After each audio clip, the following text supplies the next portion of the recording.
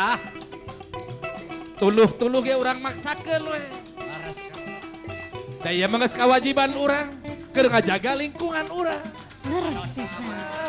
Ngarah aman, tentrem masyarakat orang sadayana. Ayo orang ngaronda Bang Heru.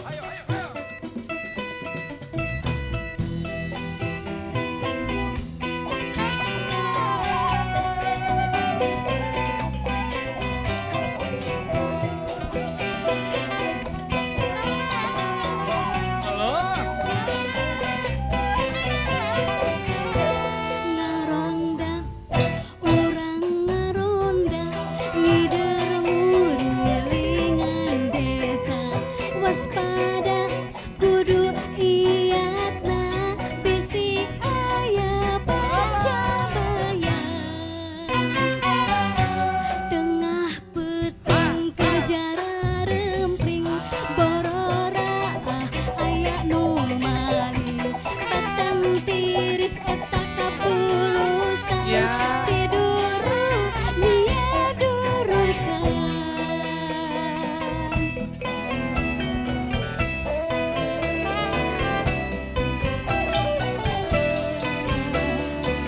Tuluh, Rona.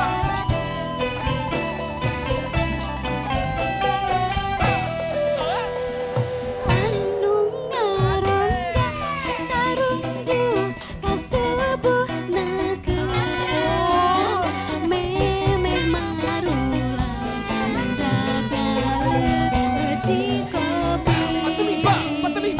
Anu ngaronda tarunggu kaseubeutnakeun, memeh marulang mendak ngaleuci kopi. Ngaronda. Urang ngaronda, Ronda. ngurilingan desa. Waspada kudu iatna, Ya. bisi aya pancabaya. Tengah peteng kerja rarempling, borora aya nu maling. Batang tiris eta kapulusan, si duru dia durukan. Gugah.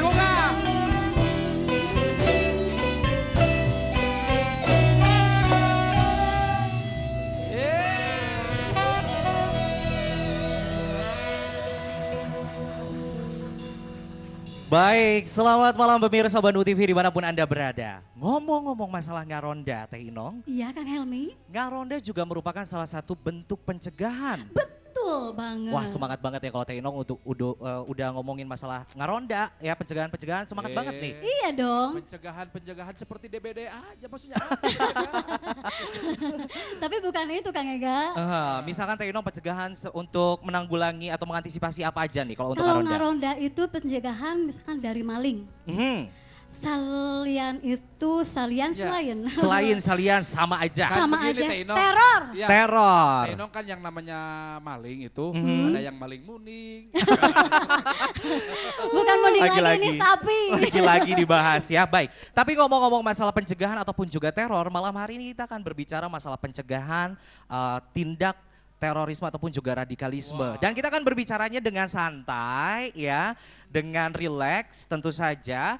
Karena kita malam hari ini berjumpa di program Dialog Khusus Damailah Indonesiaku bersama Cegah Terorisme. Nah, tidak hanya kami berdua, saya, betul. Helmi Riza dan juga Teh Inong, kemudian juga ada rekan-rekan dari Ega Robot Percussion. Sudah hadir juga bersama kami ini para narasumber yang luar biasa. Iya, Yang ada akan siapa aja Kang berbagi Helmi? informasi. Yang pertama kami ingin mengucapkan selamat malam kepada Bapak Dr. Andes Ansyad Mbai selaku Kepala BNPT. Selamat malam Bapak. Baik. Dan berikutnya kami juga telah kehadiran Ada Bapak Agus Hanafi selaku Kepala Kesbangpol Provinsi Jawa Barat. Iya. Selamat malam. Selamat malam Bapak yang paling ujung sebelah sini. Kemudian juga ini juga salah satu narasumber yang luar biasa karena selain berbagi informasi, beliau ini dulunya terlibat langsung. Jadi informasi yang disampaikan tentu akan sangat menarik untuk disimak.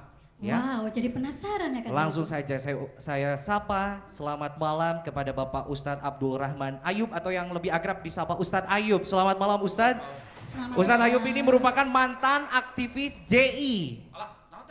Nah, nanti kita ngobrol lebih lanjut lagi dengan beliau ya. Kemudian juga kami ingin mengucapkan selamat malam kepada Bapak Hendra Mulyana selaku Ketua FKPT Jawa Barat. Betul, baik.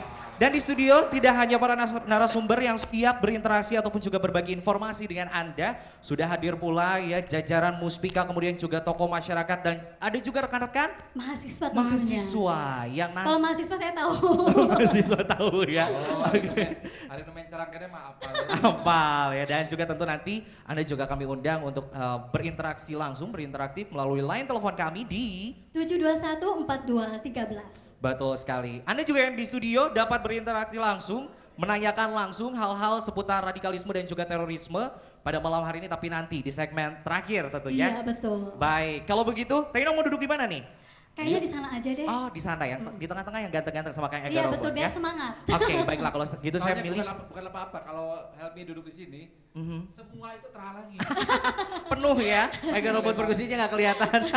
Baik, langsung saja pemirsa kita mulai, inilah dia dialog khusus dengan tema Damailah Indonesiaku bersama cegah Indonesia, terorisme. damailah Indonesia, damailah Indonesiaku.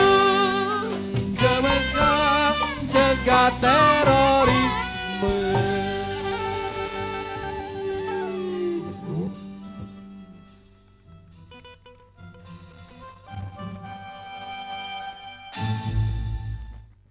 Baik, kita akan langsung mulai dialog khusus kita malam hari ini. Kita akan berbincang-bincang dengan santai. Anda pun juga di rumah dapat mengikutinya dengan santai.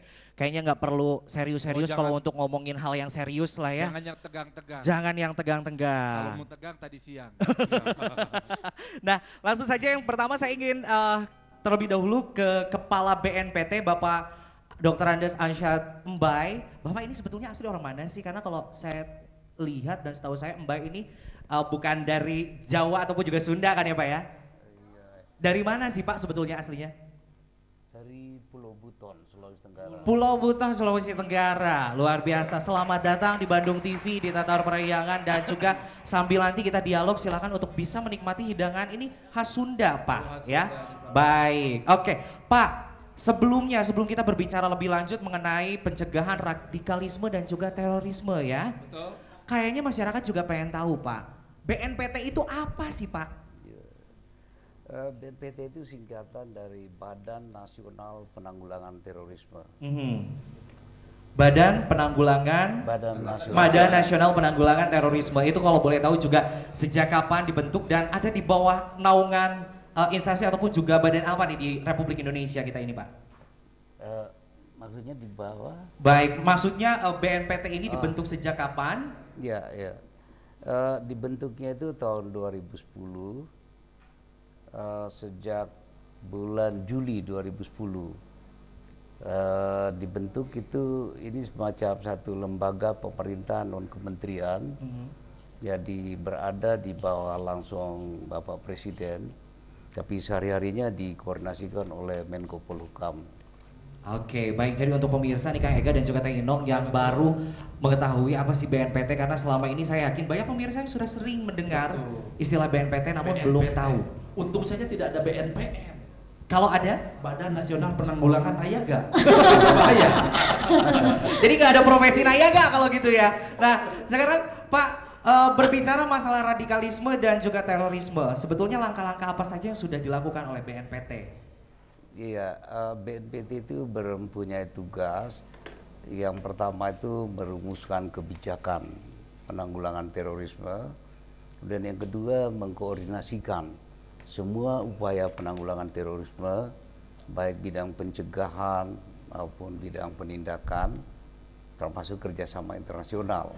Kemudian yang ketiga adalah melaksanakan kebijakan dan strategi penanggulangan terorisme dengan membentuk satgas-satgas terdiri dari instansi-instansi pemerintah terkait dan masyarakat.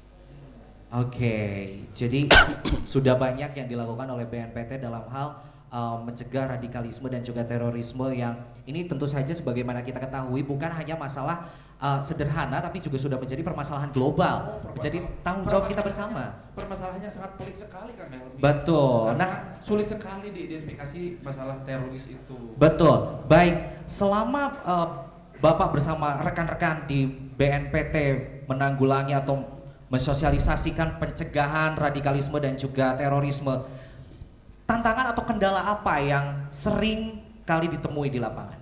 Tantangan yang paling utama di situ adalah masalah sensitivitas keagamaan. Masalahnya para teroris itu melakukan aksi-aksi keji itu mengatasnamakan agama. Nah, khususnya sekarang ini mengatasnamakan agama kita semua, Islam. Ya, sementara kita di Indonesia kan hampir 90% Islam. Begitu kita melakukan tindakan, pemerintah dituduh seperti menindas agama kita sendiri. Ini yang tantangan yang paling berat kali. Mereka merasa itu bukan melakukan hal yang salah, apalagi kejahatan. Mereka merasa sedang melakukan jihad. Jihad itu kan mulia. Berdasarkan dalil-dalil agama, ayat-ayat maupun hadis-hadis, padahal kenyataannya yang mereka lakukan justru mencederai, menodai agama Islam itu sendiri. Ini yang tantangan kita yang paling berat, sehingga di masyarakat sering terjadi salah paham. Itu ada biasanya masyarakat justru skeptis kalau ada polisi menangkap teroris, loh orang jihad kok ditangkap. Nah ini yang jadi perlu kita pahami. Yang mereka mengatakan sedang berjihad, ini perintah agama, tapi yang dilakukan justru yang sangat bertentangan dengan dalil-dalil yang mereka kemukakan itu sendiri.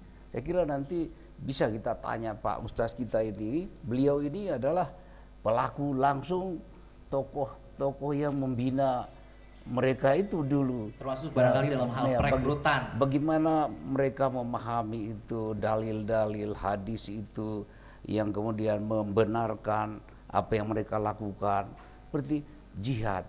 Jihad kok ngerampok, jihad kok membunuh orang, jihad kok mutilasi anak perempuan, anak sekolah.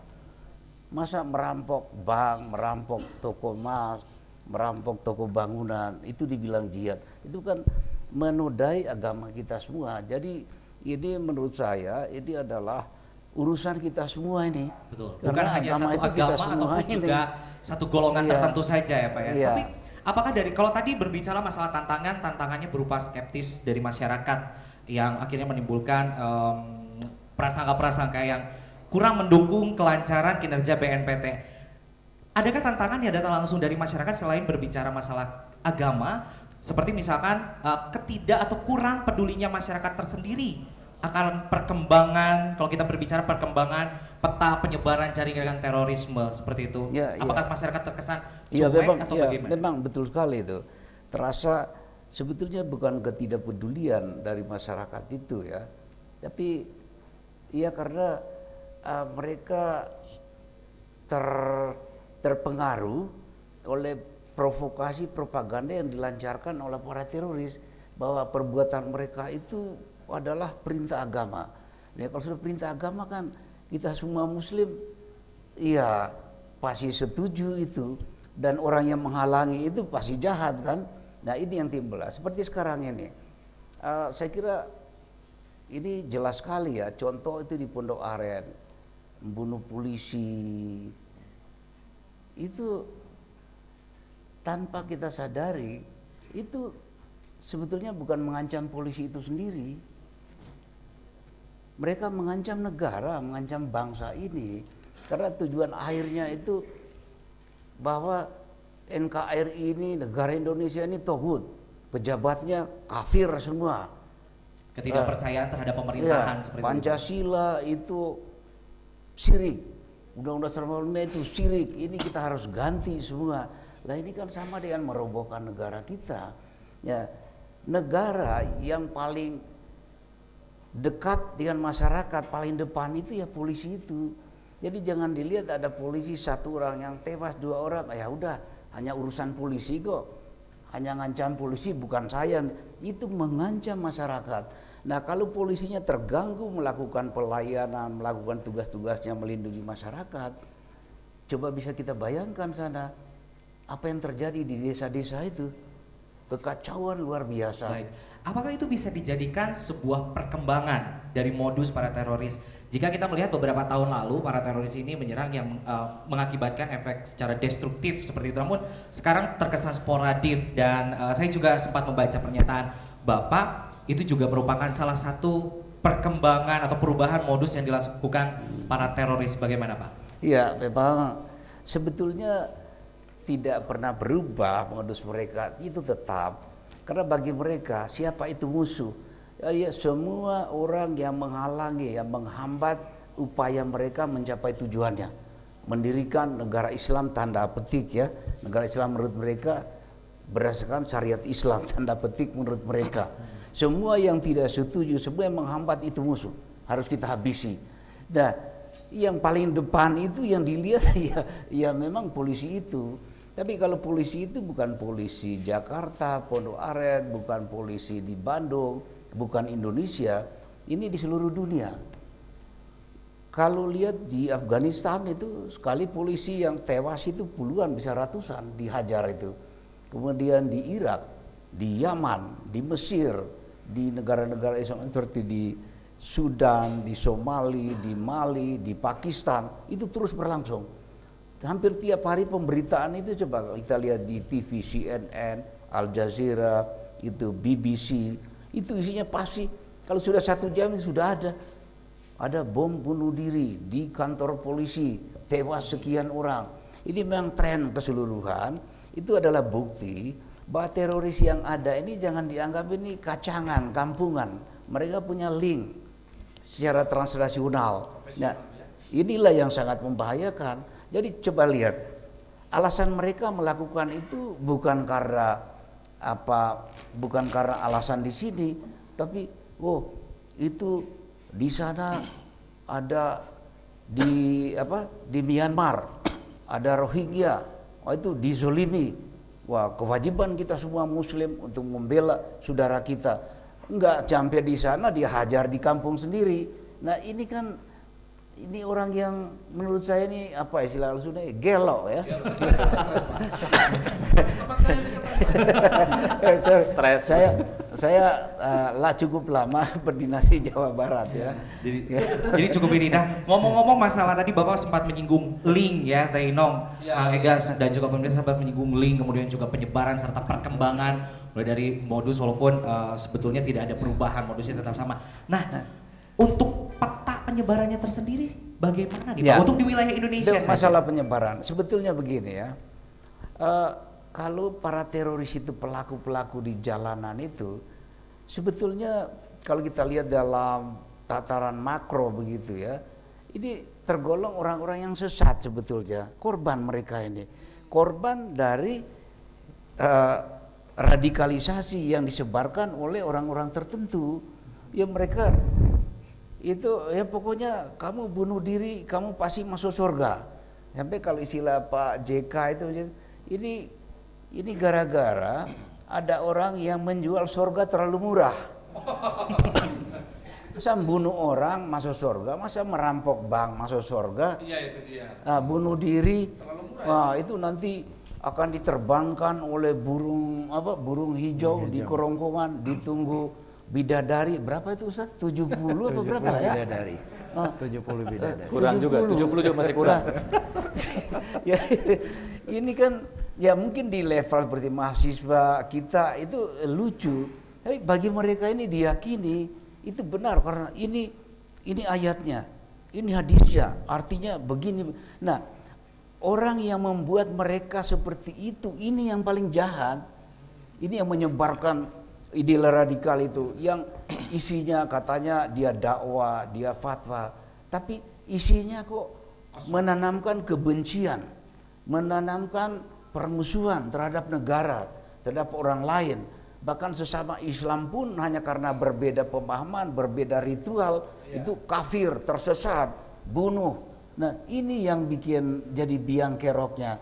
Jadi sebetulnya itulah mengapa kita adakan itu upaya-upaya deradikalisasi. Bagaimana menetralisir paham-paham seperti ini. Masyarakat jangan terpengaruh itu godaan-godaan seperti itu, bahwa begitu gampang masuk surga ya. Ya kayak dia udah bolak-balik ke surga. Dia sendiri nggak tahu kok dia mau masuk surga tahu. Kayak pegang kunci surga itu pamannya atau apa gitu. Ini. Tapi untuk daerah tersendiri, Pak, apakah memang ada konsentrasi khusus yang diduga menurut Bapak beserta rekan-rekan di BNPT bahwasanya oke, di Indonesia daerah ini menjadi konsentrasi penyebaran radikalisme dan terorisme dan daerah ini.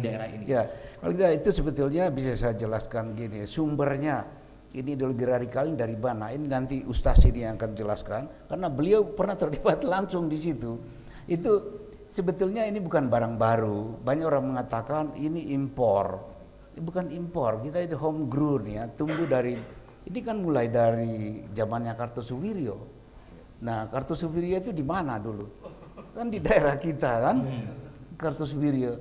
Coba lihat ada komunitas tertentu di Jawa Barat, ya sampai sekarang. Kemarin itu nggak mau ikut pemilu, saya lihat di TV Metro, karena ini bukan negaranya itu imamnya Kartosuwiryo. Jabar Selatan. Jadi dia nggak mau itu milih itu karena ini negara kafir, negara togut. Itu sumbernya dari situ. Nah ini beliau ini nanti bisa diminta cerita dari mana, dari Kartosuwiryo, NII ini menjadi JI, JAT, sekarang banyak nama. Sumbernya satu semua ide seperti itu. Ini kafir, ini kita harus perang, ini wilayah perang di sini. Sah membunuh orang, sah membunuh perempuan, orang tua, anak-anak itu sah saja dalam melakukan jihad dalam perang karena ini wilayah perang. Nah itulah yang ditentang sekarang oleh ustaz kita ini, itu tidak benar. Jadi betul, Pak dijelaskan bahwa tidak benar, tidak benar sekali. Jadi Pak, mau ada yang nanya nih? Mangga. Nih, kayaknya penasaran ya dari tadi perhatiin. Iya, merhatiin. Kalau boleh jujur Pak, sebenarnya saya pengen ringan-ringan gitu ya, tapi setelah mendengar kejelasan Bapak, saya jadi memang takut Pak. Takut, tapi untuk bersama-sama jadi motivasi cegah bebarengan gitu kan ya. Cegah bebarengan agar tidak ada terorisme di sekitar kita. Silakan Kumata Ino. Gimana nih arah dan strategi program nasional tindakan radikalisme dan terorisme, apakah udah ada yang dicapai? Program deradikalisasi ini kita berbicara masalah ideologi. Ideologi itu kan pemikiran. Merubah pemikiran orang itu tidak semudah membalik telapak tangan. Bisa saja kita bilang begini, kita ceramai, kita bawakan kiai, ustaz di sana, ini nggak benar, dalil ini begini, bisa saja dia mohon depan kita, tapi di belakang, oh iya Pak Kiai begitu memahami ayat itu, hadis itu, Pak Kiai begitu, saya begini, akhirnya ujung-ujungnya juga bisa lakum dinukum waliyadin kan. Artinya ya pemahamanmu begitu, saya begini. Jadi ini tidak mudah, tapi bukan berarti tidak ada yang sudah dicapai, cukup banyak. Seperti ustaz kita ini udah keluar masuk ke penjara-penjara, ketemu sama orang bekas temannya, ada bekas pimpinannya, bekas anak buahnya, semua.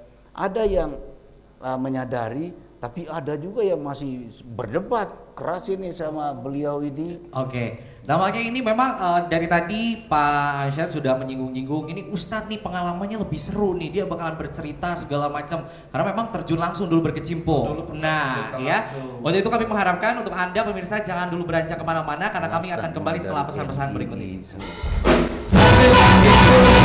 Damailah Indonesia, damailah Indonesia, bersama cegah terorisme.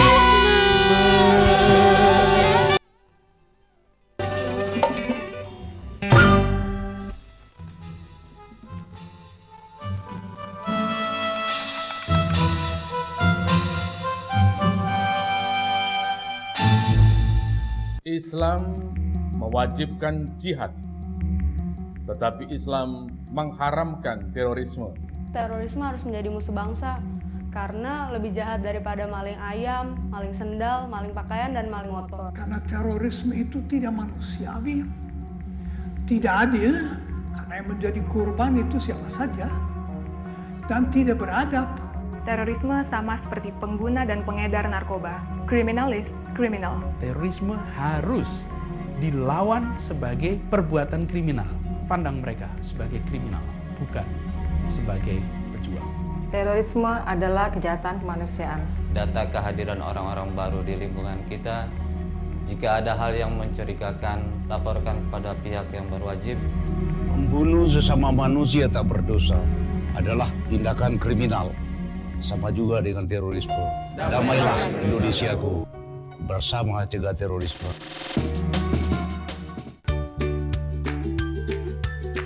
Teman-teman kita sekarang Nabila sedang berada di dalam rangka penutupan tahun ajaran. Saya akan mewawancarai kepala Skating itu seru loh. Mau tahu kan bagaimana?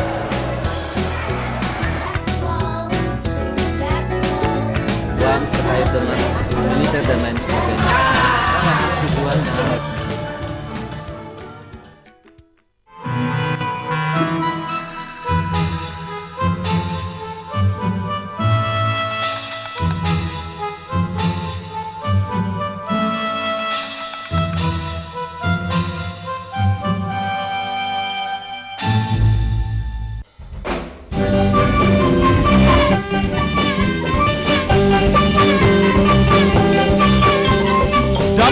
Indonesia, damailah Indonesia, damailah Indonesiaku, bersama cegah terorisme.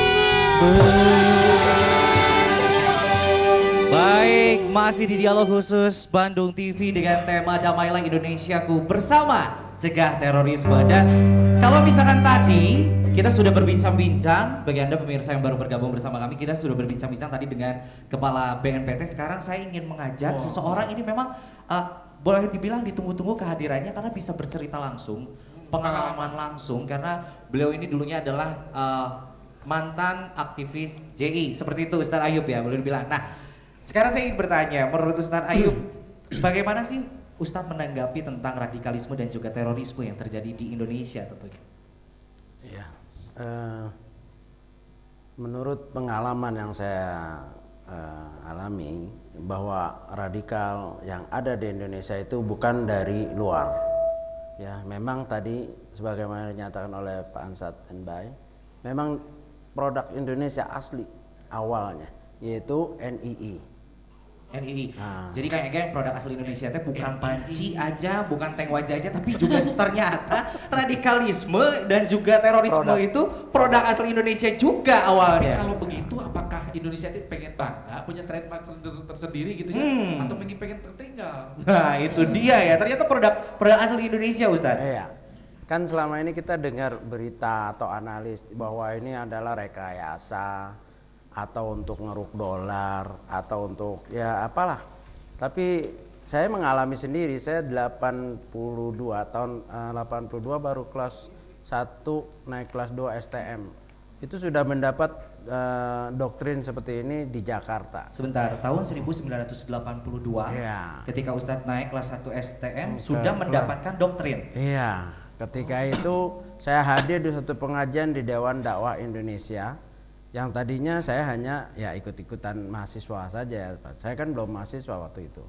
Nah ternyata yang pertama saya dapat itu doktrin NII tapi dari garis Daud Bereh, yaitu Dr. Andes Sulaiman Mahmud.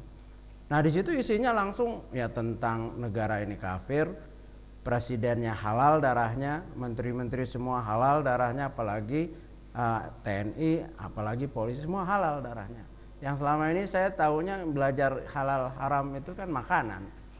Oke. Baik. Ternyata ada darah halal juga. Sudah halal. Itu berapa lama Ustadz prosesnya ketika Ustadz mulai mengenal istilahnya atau didoktrin sampai akhirnya benar-benar Ustadz tercebur seperti itu? Ya karena waktu itu masih SLA ya, STM, jadi semangat itu memang tinggi dan itu seperti benar-benar suatu yang hak yang harus saya perjuangkan. Proses dari situ saya ketemu lagi dengan Abdullah Sungkar dan Abu Bakar Bashir tahun 85. Nah, saya izin untuk bergabung, diizinkan katanya, kata Dr. Sulaiman Mahmud, ini adalah NII juga atau DI. Waktu itu belum ada JI, nanti sejarahnya. Jadi kamu akan lebih maju kalau ikut Abdullah Sungkar dan Abu Bakar Bashir. Akhirnya saya baiat di Solo, di Ngeruki tahun 85 baiat. 85 baiat ya. Tentang atau masuk anggota NII. Ya, tapi jalurnya jalur Abu Bakar Bashir dan Abdullah Sungkar. Dan ketahuilah sejak Kartosuryo Italia dihukum mati, itu NII itu berpecah-pecah macam-macam. Ada ininya, istilahnya skocinya masing-masing lain-lain, pemimpinnya lain-lain. Ya, ada seperti tadi Daud Bere yang diketuai oleh misalkan Tengku Hasbi. Kalau yang dari Kahar Muzakar itu Abah Sanusi. Kalau yang di Jakarta di Jawa Barat itu Ajengan Mas Duki. Ya, saya ketemu itu semua. Langsung bertemu ketika di Malaysia ketika hijrah, karena Soeharto penanganannya lain dengan sekarang, ya, ngomong negara Islam langsung penjara, ya kan dulu begitu. Jadi mereka hijrah ceritanya, ditampung di Malaysia, di sana kumpul tokoh-tokoh termasuk Ajengan Mas Duki, dan terakhir Ajengan Mas Duki adalah seperti ulil amri bagi NII, persatuan NII dengan segala praksi yang ada bersatu di bawah pimpinan Ajengan Mas Duki. Nah, ketika di Malaysia tahun 86 saya kumpul di sana. Nah, Abdullah Sungkar dan Abu Bakar Bashir, Abdullah Sungkar itu mempunyai jabatan yaitu seperti kuasa usaha luar negeri, ya seperti menteri luar negeri lah. Kalau Abu Bakar Bashir ini tentang hukum seperti kehakimannya gitu. Jadi di NII itu ada pejabatan masing-masing. Jadi istilahnya memang dari secara organisasi juga sudah sangat terstruktural dan istilahnya rapi seperti itu. Rapi, ada pangkat, ada jabatan, ada anak buah. Walaupun misalkan saya ketemu pernah dengan Ustadz Gaos yang di Medan yang pernah memimpin 2.000 pasukan ketika ngelawan TNI dulu. Saya tanya, Pak, sekarang Bapak masih komandan? Iya, saya masih komandan batalion. Saya diskusi sama beliau di Malaysia, di daerah Banting namanya. Ya, berapa kekuatan batalion? Ya, adalah pokoknya. Senjatanya apa? Ya, yang namanya kebanyakan petani katanya pacul, urit, celurit gitu. Jadi yang ribet batalion tapi senjatanya nggak real gitu. Tapi itu diakui. Ya itulah, ya kenyataan itu. Baik. Baik. Nah, setelah Ustadz bergabung bersama dulu NII, kemudian dalam proses perkembangannya bergabung bersama JI, menurut pemahaman Ustadz yang saat ini boleh dibilang sudah kembali gitu ya, apakah memang benar bom bunuh diri itu termasuk kategori jihad? Kalau dahulu, iya.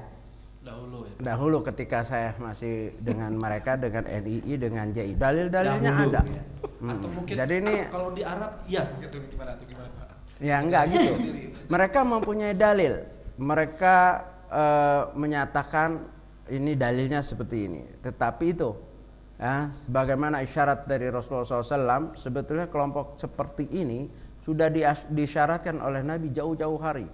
Sebelum umat Islam atau berpecah-pecah, Nabi nyatakan akan muncul nanti satu kaum yang sholat kamu dibanding dengan mereka tidak ada apa-apanya, puasa kamu dibanding puasa mereka tidak ada apa, dan mereka qurra, para pembaca Quran, namun memahami Al-Quran hanya sebatas kerongkongan, artinya dangkal. Jadi mengambil dalil-dalil bolehnya bunuh diri ya menurut dimensi mereka, penafsiran mereka. Padahal ada penafsiran para ulama yang muktabar, yang lebih alim, yang mengharamkan perkara itu. Ya, jadi kalau soal ditanya dalil, ada mereka dalilnya. Nah, seperti ketika itu saya masih muda, ya telan aja. Karena nggak punya wawasan, nggak punya segi perbandingan, nggak ada mau nanya siapa. Karena apa? Karena kita setelah baiat namanya hijrah dari negeri kafir, yaitu NKRI ini kafir nih. Baik, istilahnya ya. Kafir, puasa kita, sholat kita, zakat kita, haji kita tidak ada artinya. Kalau belum hijrah. Bayangkan kita sholat capek-capek dibilang nggak ada artinya, batal. Untuk sahnya harus hijrah, pindah dari NKRI ke NII. Setelah baiat baru adem bisa tidur. Oke. Baik. Jadi memang kalau berbicara kembali masalah bom bunuh diri yang banyak disampaikan oleh rekan-rekan ataupun juga media ataupun juga para pelaku tindak radikalisme ataupun juga terorisme itu sebagai bentuk usaha jihad memang sudah ditanamkan ideologinya sejak awal bergabung atau di baiat dan itu sudah terjadi sejak beberapa dekade yang lalu. Nah, oke, sekarang Ustadz sudah memiliki pandangan lain bahwasanya jihad itu bom bunuh diri itu bukan jihad. Seperti itu. Sejak kapan Ustadz titik balik seorang Ustadz Ayub yang akhirnya sadar dan kembali istilahnya ke jalan yang benar kalau boleh saya bilang Ustadz? Iya. Jadi bahasanya betul itu, kembali ke sunnah, kembali ke jalan yang hak. Ya. Kembali ke fitri. Karena memang kita asalnya kan fitrah. Kullu mauludin yuladul fitrah. Setiap manusia terlahir dalam keadaan fitrah, suci, bersih, nggak kenal dosa. Ya begitu. Jadi memang kembali. Jadi begini. Setelah saya ditugaskan ke Afgan, jihad di sana, belajar di Akmil Akademi Militer Mujahidin Afghanistan dengan sekalian memimpin dan praktek sampai 5 tahun. Nah, setelah itu saya ditugaskan lagi, saya hampir nggak kenal istirahat itu karena tugas. Setelah dari situ ke Sabah, Sandakan, Moro, bolak-balik 5 tahun buka jalur-jalur itu. Ya, setelah itu 97 dikirim lagi ke Australia 5 tahun juga, balik 2002. Jadi memang ketika di Australia saya kan di sana akses internet tahun 98 itu sudah maju. Ya, kita bisa paltalk, bisa dialog langsung dengan ulama-ulama di dunia. Maksud saya adalah menyebarkan faham ini, yaitu doktrin ini. Tapi karena begitu luasnya dialog dengan ulama-ulama di Madinah, ya, ulama-ulama dari Arab, ternyata kefahaman saya ini disalahkan. Yaitu itu adalah kefahaman khawarid takfiri. Khawarid itu yang tadi yang disyaratkan oleh Rasulullah SAW, bahwa akan ada suatu kaum yang mudah menghalalkan darah saudaranya, mengkafirkan pelaku dosa besar. Bahkan Rasulullah SAW menyatakan al-khawarid kilabun nar. Khawarid adalah anjing-anjingnya neraka. Nah, jadi setelah saya dialog panjang dengan para ulama Madinah yang kalau sekarang kita suka dengar itu mereka ulama salafi. Ya, salafi ini hati-hati juga. Nah, ada karena dulu juga waktu gabung dengan Abu Bakar Basri dengan dengan Sulaiman Mahmud dengan dengan itu juga ngaku salafi. Ya, semua yang ini ngakunya salafi, tapi salafi yang mana? Ya, kan begitu. Ya semua kan mengaku paling benar kan. Ternyata ada yang benar dan ada yang menyimpang, mengatasnamakan Islam, mengatasnamakan salaf, tetapi amalannya bertentangan dengan Islam, bertentangan dengan ajaran salaf itu tersendiri. Jadi setelah justru saya berubahnya ketika di Australia. Ketika di Australia tahun 98. Berkomunikasi istilahnya dengan ulama-ulama di dunia dan akhirnya apa yang disampaikan oleh Ustadz, ideologi Ustadz disalahkan. Disesatkan. Dan ketika itu apakah istilah kerennya sekarang apakah Ustadz langsung merasa galau seperti itu ya? Bimbang gitu ya, jadi bertanya-tanya atau setelah berkomunikasi itu langsung balik lagi nih. Sisi lain Kang Helmi nih, saya kan bertanya nih, itu sisi seriusnya ya kan.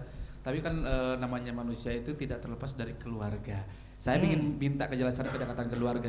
Saat itu Ustadz ya ketika menyelami kehidupan itu, bagaimana nasib istri dan anak? Apakah keluarga juga apakah menjadi salah satu faktor Ustadz kembali lagi? Gitu. Bawa terus kan jihad ke sana, jihad ke situ gitu ya. Gimana Ustadz gitu pengalamannya? Doktrin yang ditanamkan kepada kita ketika itu, keluarga itu nomor sekian.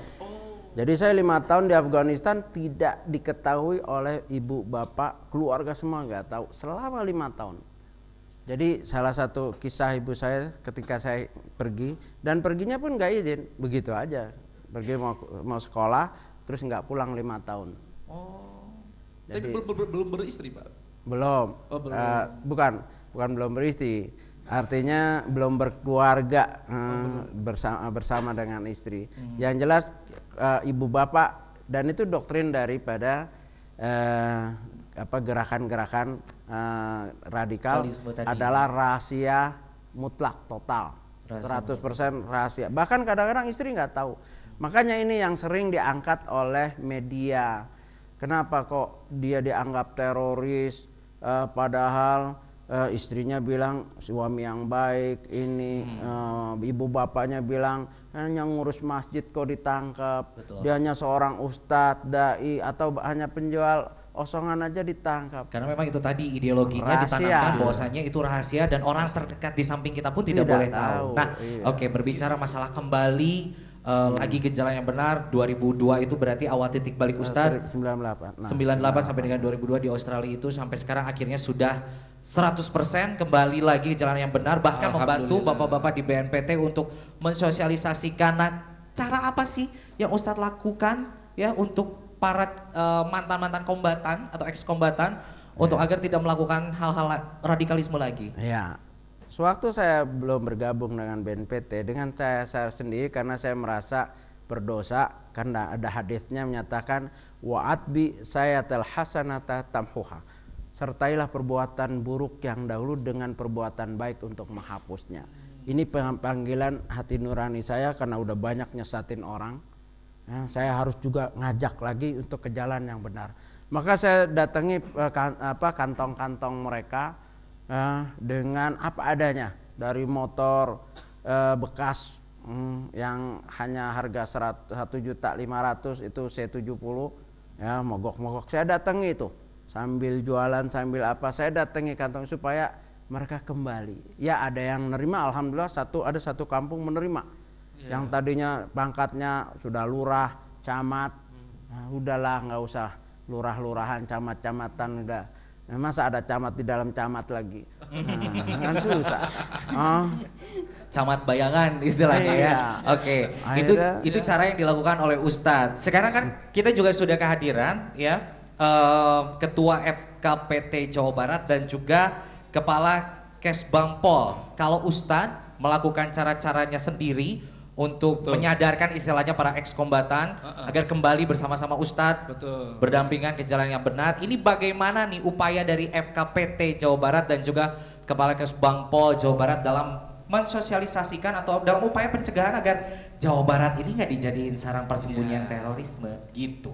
Silakan Pak, barangkali kita yang pertama ke Kepala Kesbangpol dulu, Bapak Agus Hanafi. Oke, terima kasih, selamat malam semuanya.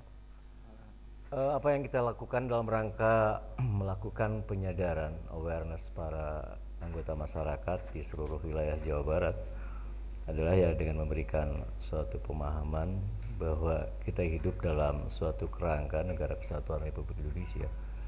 Segala persoalan yang muncul dari berbagai macam pemahaman akidah yang sebagaimana disampaikan Ustadz tadi, satu-satunya upaya yang bisa kita lakukan adalah melakukan netralisasi berbagai macam penyimpangan ideologi itu dengan ideologi kebangsaan yang kita miliki, ya. Itu nilai-nilai Pancasila dan seterusnya sebagai suatu standar kehidupan untuk melakukan kehidupan bermasyarakat, berbangsa dan bernegara. Ya, kita sampaikan juga kepada masyarakat bahwa bagaimana kita harus meningkatkan kewaspadaan dini. Ya, sebagai upaya-upaya preemptif untuk mampu misalnya mendeteksi, melihat berbagai macam potensi-potensi gejala-gejala yang menimbulkan ke arah fenomena yang sebagaimana disampaikan oleh Pak Ustadz Ayub tadi. Baik, kalau Pak Hendra Mulyana sendiri selaku Ketua FKPT Provinsi Jawa Barat, peran nyata seperti apa Pak untuk mendukung program pemerintah tentunya dan juga BNPT? Ya, terima kasih. Assalamualaikum warahmatullahi wabarakatuh. Perlu diketahui ini bersama bahwa FKPT baru dibentuk 1 tahun. Baru dibentuk 1 tahun? Betul. Jadi tentunya kami dengan teman-teman FKPT yang sudah dilantik pada saat itu, tentunya dengan program kerja yang sifatnya harus mengimbangi daripada situasi kondisi terkini saat ini. Kami coba sinergikan dengan beberapa program pemerintah. Tentunya di sini dari BNPT sendiri itu kan. Dengan kehadirannya BNPT datang ke Bandung saat ini dengan ada sosialisasi deradikalisasi ini. Kami pun menyikapi dengan sangat respon, sangat positif dan sangat memberikan suatu motivasi yang baik buat FKPT. Dan FKPT Jawa Barat sendiri sudah melakukan beberapa kegiatan, yang mana kegiatan ini tentunya kita sinergikan dengan program pemerintah, tentunya di sini untuk mendeteksi di titik-titik mana ini yang betul-betul rawan daripada masyarakat yang mudah untuk terpengaruh ya, sampai mereka itu akan berbuat radikal. Ini ada beberapa kegiatan yang sudah kita lakukan dengan beberapa rekan. Kebetulan kita juga ada di Jawa Barat ini ada ormas ya, ada organisasi kemasyarakatan yang mana itu tentunya sangat berpotensi ya untuk meminimalisasi daripada gerakan-gerakan radikal. Nah, di sini juga ada radikal yang bisa dikatakan radikal teroris, tapi yang tadinya radikal premanisme ya, itu juga bisa dikatakan nantinya akan mengarah ke situ apabila memang tidak kita arahkan ke hal yang lebih positif lagi. Jadi ada beberapa program yang tentunya yang lebih menyentuh kepada kearifan lokal. Itu yang kita laksanakan di Jawa Barat. Boleh dikatakan itu ya, sebagai strategi khusus ya, untuk mendukung program pemerintah dan juga BNPT. Betul. Jadi intinya FKPT sendiri ada suatu strategi yang mana ini masyarakat ini harus paham ya, dan harus menyadari. Di sini sekarang sudah kelihatan nih tingkat kepedulian masyarakat terhadap apa yang terjadi di sekelilingnya itu sudah hari-hari lah sebenarnya kan, sudah dulu di rumah-rumah mewah itu ya, ada rumah-rumah mewah satu sama lain sudah tidak saling mengenal. Di sekarang ini untuk saat ini kayaknya rumah di perumahan minimalis ya, ini minimalis yang ini mereka juga sudah hari-hari sekarang.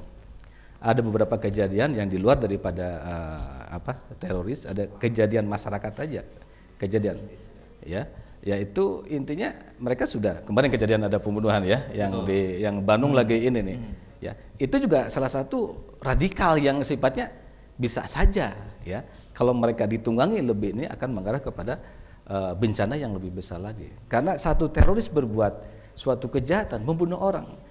Yang rugi itu bukan ini masyarakat kita semua, iya, bangsa kita semua ini akan rugi, ya, gitu. Jadi tentunya tadi juga kita beberapa ada kegiatan dengan Pak Kepala BNPT di Hotel Homan, ya, ada beberapa kegiatan media. Jadi jangankan di Bandung nih, Bandung kejadian bom meledak di Bandung ini kan, Bandung jadi sorotan. Loh, kenapa ini selalu jadi Bandung, ini selalu orang Bandung yang dijadikan pengantin. Nah kita nggak terima ini. Kok betapa bodohnya nih orang Bandung, kok maunya saja. Dari tadi kita sudah sering, kok mau sih disuruh jadi pengantin dengan sendirinya bunuh diri kan. Baik. Korbannya masyarakat banyak. Gitu. Artinya yang dirugikan bukan hanya beberapa pihak, tapi semua pihak, dan ya, program yang sudah dilaksanakan oleh PT Jawa Barat ini sangat bersinergi dengan program pemerintah dan juga BNPT. Harus bersinergi. Kalau dari Pak Agus Hanafi ada kendala-kendalanya Pak dalam melaksanakan program? Jangan dulu dijawab, ditahan dulu karena kita akan kembali setelah pesan-pesan berikut ini. Tetaplah di Dialog Khusus. Indonesia, damailah Indonesia, damailah Indonesiaku, bersama cegah terorisme.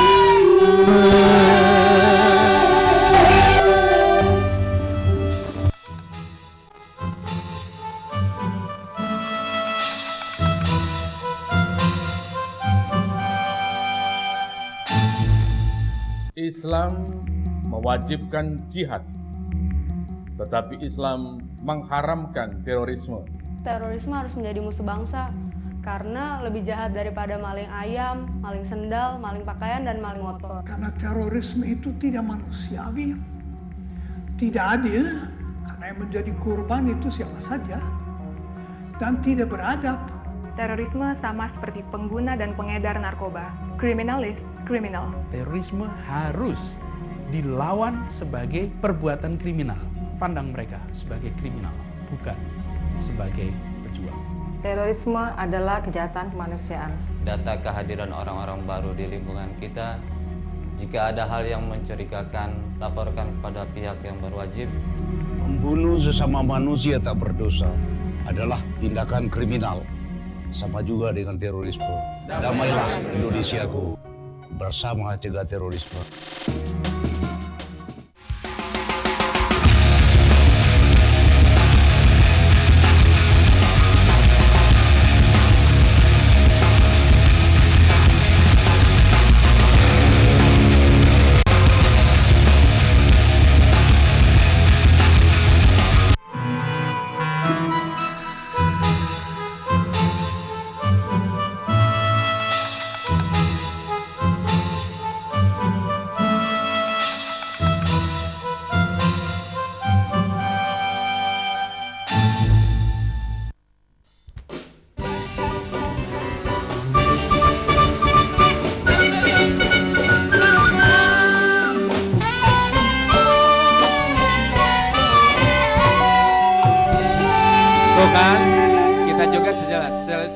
Sebagian ungkapan bahwa tim seniman juga sama mendukung program ini. Harus. Bersama cegah terorisme. Ya, luar biasa. Boleh berikan tepuk tangan yang meriah untuk Ega Rumput Percussion. Betul, Kang Ega Teh Ino. Iya, bukan tuh. hanya BNPT saja, Iya. Ustadz Ayu berserta rekan-rekan. Segala upaya dan daya usaha itu dari masyarakat itu boleh apa saja diungkapkan. Betul, betul nggak? Betul, sosialisasinya bisa melalui seni budaya tadi kan. Untuk itu, jadi seniman harus dibawa-bawa sama Bapak. Akhirnya promo ya. Jadi judulnya PDKT ya. Iya. Kenapa Pak? Sama, Bapak polisi gue ya, Pak Agus ya sama ya. Bagaimana nih, ada pendapat pandangan lain nih dari Pak Hendra, silakan. Memang itu sudah kita lakukan. Sudah ya. kita lakukan. Sosialisasi dengan entertain ya. Ya, betul Pak. Kearifan lokal dengan budaya ini. Kita berangkat kemarin ke Parigi, Pangandaran. Parigi, Pangandaran. Ya, kita tujuannya ya deradikalisasi ya. Oh, iya. Tapi masyarakat seakan-akan tidak mengetahui bahwa kita tuh sosialisasi itu. Karena dikemas dengan bentuk lain. Nah, menggunakan betul. media yang tidak Kalau biasa. saya tanya program selanjutnya kemana Pak? Ada nomor telepon Masih saya? banyak, tergantung Bapak Kepala Badan. Baik, nah tadi berbicara masalah sosialisasi dan segala macam upaya mengenai pencegahan. Dari Pak Agus sendiri Pak beserta rekan-rekan, adakah kendala Pak atau kendala apa yang paling sering ditemui di lapangan Pak ketika berhadapan langsung dengan masyarakat misalkan? Secara teknis sebetulnya kesulitan itu enggak ada Pak. Ya secara teknis operasional, cuma persoalan yang menjadi suatu tolak ukur adalah bahwa impact dari segala usaha yang kita lakukan ya dari pusat, dari BNPT, dari pemerintah daerah, masyarakat adalah bagaimana mewujudkan bangun dari hasil akhir segala upaya, apakah itu sosialisasi, diseminasi, memberikan penyadaran terhadap masyarakat menjadi suatu komitmen yang kuat, komitmen nasional yang kuat yang dikatakan tadi oleh Saudara Kepala FKPT juga bahwa awareness dari masyarakat seakan-akan hampir cenderung skeptis ya. Hampir cenderung skeptis, kemudian juga kepedulian terhadap situasi yang ada juga seakan-akan udahlah itu tanggung jawab BNPT, tanggung jawab pemerintah. Nah, membangun konsensus dasar seperti inilah yang memang memerlukan ruang dan waktu yang cukup panjang ke depan.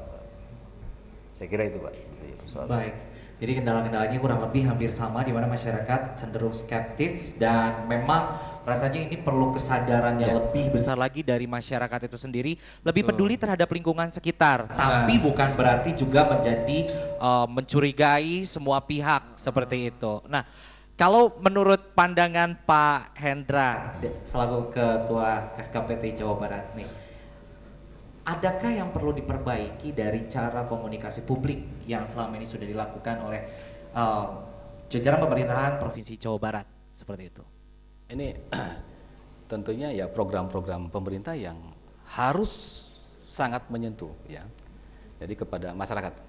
Nah, tentunya dengan kepentingan deradikalisasi ini ada suatu program yang sifatnya kebersamaan ini. Ya, kebersamaan daripada kita, tim FKPT, juga daripada pemerintahan terkait dengan program-program yang mana pertama mungkin yang harus kita perhatikan adalah masyarakat ini memerlukan apa. Betul. Ya, kita misalkan kita kasih kewirausahaan, ya, itu menyangkut masalah perut, ya. Kita kasih life skill, ya. Dan FKPT sudah melakukan MOU.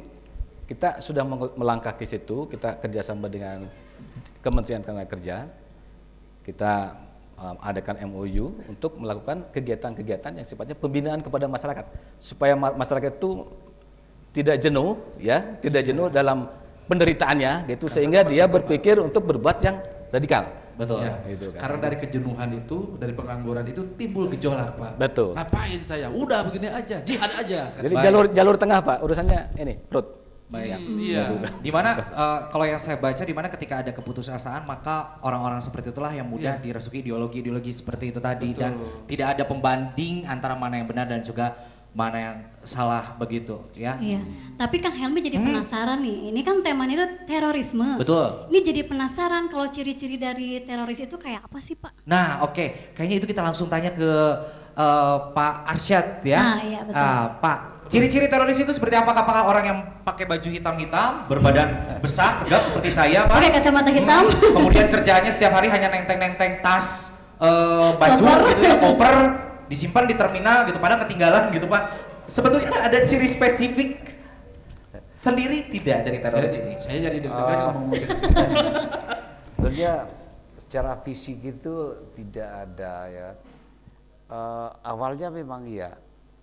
Ketika bom Bali 1, ya, itu memang dari dokumen JI sendiri itu ada ciri-ciri yang mereka sebut namanya Ikhwan.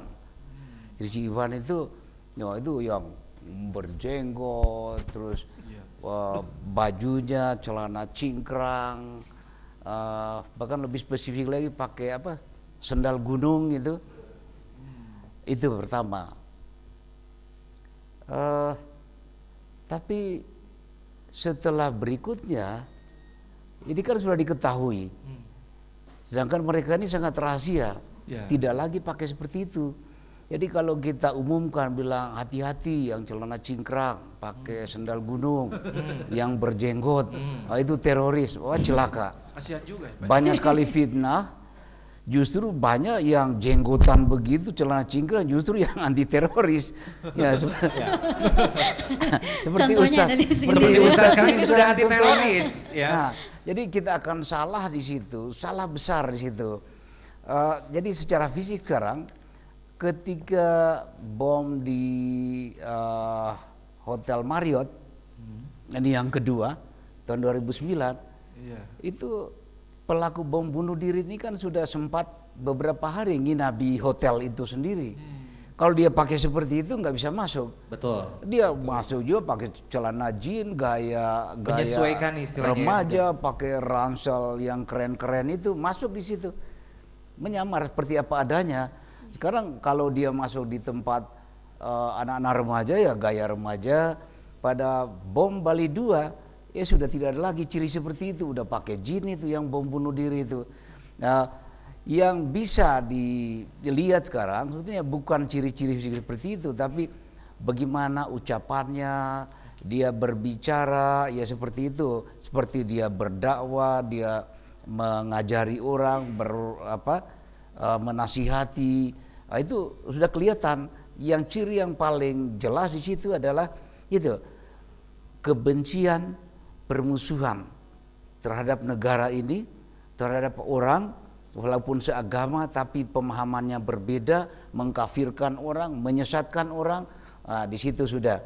Nanti saya kira lebih otentik nanti kalau Ustaz Ayub ini suruh menjelaskan yang kalau kita mau kenal cirinya sekarang, bagaimana ucapan mereka, kegiatan mereka. Itu betul sekali, karena bagi masyarakat awam, ini agar kita tidak kecolongan, agar di lingkungan kita tidak ada gitu kan ya. Iya betul sekali Kang Helmi. Saya pengalaman sendiri. Gimana Kang? Saya kan mau masuk diperiksa paspor nih, saya ada jenggot. Lihat aja. Saking saya nggak mau biar nggak gugup, ya saya baji-bajian aja biar gitu. Biasa amat maksudnya. Kan itu tadi sudah skeptis kalau dulu orang yang berjenggot segala macam ya. Nah sekarang Pak Ustadz, agar masyarakat yang belum mengetahui secara jelas gitu, jadi masyarakat ini tidak salah menduga tapi juga bisa cepat tanggap gitu melakukan tindakan. Ciri-ciri yang paling bisa dikenali dengan mudah oleh masyarakat itu seperti apa Pak? Iya, tadi bagaimana dikatakan bahwa bukan dari segi fisik ya, pakaian, ya bukan. Kalau Syekh Muhammad Shalih Utsaimin telah menggariskan ciri-ciri radikal, kelompok radikal, seorang itu radikal, nanti hasilnya jadi teroris. Yang pertama adalah setiap ucapannya, baik ketika di podium atau di mimbar atau di ucapan lagi ngobrol ngopi itu, selalu menanamkan ya kebencian kepada ulil amri, pemimpin. Nah, itu yang pertama. Karena memang tujuan mereka itu untuk menggulingkan negara. Itu yang ditanamkan, itu ucapan ya, dan mudah mengkafirkan. Wah ini kafir, itu kafir, ya mudah mengkafirkan. Dan yang paling lagi mudah menghalalkan darah orang. Ya, nah itu ciri daripada pembicaraannya. Ya. Kalau dari segi pola interaksi seperti apa Pak? Misalnya lingkungan sekitar cenderung tertutup. Kalau doktrin itu kan nggak mungkin disampaikan di masjid umum. Maka perhatikan kalau punya anak atau tetangga yang ada pengajian di rumahnya, nggak ngundang-ngundang tapi tutup rame, ada sendal, terus ditanya ngapain nggak jelas, ya, itu ciri-cirinya dia karena memang caranya itu dari rumah ke rumah. Usroh tuh begitu, dia menghindar masjid karena kan kalau masjid di situ kan orang semua dengar. Nah, terus kalau anak kita sudah terkena atau tidak, lihat kalau dia sudah mulai bohong 3 hari nggak pulang, terus sudah malas dialog dengan kita, ya. Terus kalau ditanya ngaji di mana, nggak jawab, ustadznya siapa, dia juga nggak kasih tahu. Nah, itu juga ciri-ciri yang perlu diwaspadai, ya. Artinya banyak sebetulnya perkara-perkara yang harus kita ketahui, terutama dari doktrin-doktrin, cara berbicara, pergaulannya, dan biasanya kalau sudah begitu pendiam orangnya. Oke, menjadi diri yang penutup. Berarti bisa dilihat tertutup. Selain dari penampilan, walaupun sekarang sudah bertransformasi menyesuaikan dengan perkembangan zaman, istilahnya agar tidak terlalu dicurigai, tapi yang termudah adalah mendeteksi melalui pola interaksi dan juga komunikasi. Pesan apa yang disampaikan, ciri-cirinya sudah tadi disampaikan oleh Ustadz Ayub. Nah, ketika masyarakat, bagaimana Pak? Ini ada target sekarang ya. Jadi target sudah berubah sekarang. Ya, yang konsentrasi daripada mungkin aparat ini kepada pesantren atau apa. Sekarang targetnya itu sudah ke anak-anak SMA. Bahkan ada di usia 16 tahun dia sudah bisa melakukan seperti itu, sudah terdoktrin. Jadi bukan hanya mahasiswa atau anak-anak pesantren, tapi SMA bahkan SMP. Iya, itu bisa. Baik. Nah, makanya FKPT juga ini di sini melakukan ada sosialisasi ya untuk ke pencegahan. Kita masuk ke ada OSIS, organisasi siswa kan. Siswa intrasekolah, betul. Ada kegiatan di Bogor pada saat itu, ya kita kirimkan dari kita dari FKPT untuk memberikan sosialisasi deradikalisasi itu kepada teman-teman OSIS itu se-Jawa Barat yang ada di Bogor pada saat itu. Juga ke pesantren pun tetap kita masuk ke sana gitu kan. Ya tujuan sama, kita rangkul. Ya, kita datang tidak pakai senjata. Kita datang dengan senyum, dengan kasih sayang. Ya. Tentunya kalau kita datang seperti mau menyergap itu, kita sudah tolak terlebih dahulu. Baik. Ini yang dilakukan FKPT ya. Baik, nanti kita lanjutkan kembali bincang-bincang menarik kita, tapi sebelum itu kami akan persembahkan sajian menarik untuk Anda pemirsa di rumah, persembahan sebuah lagu cantik dari Ega Robot Percussion dan juga Ino. Ini menumbuhkan dan mengingatkan masyarakat kita akan kecintaan tanah air kita. Mari bersama nyanyi ya. Yang bisa kita bareng-bareng semuanya ya.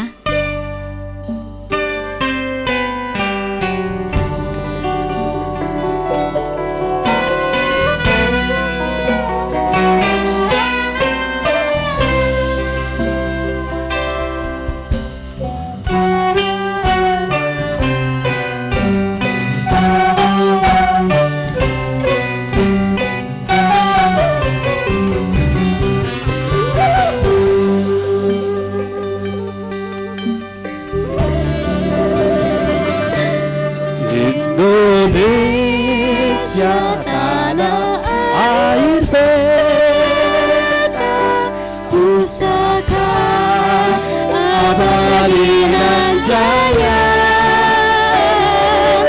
Indonesia sejak dulu kala, tetapi pecah-pecah bangsa.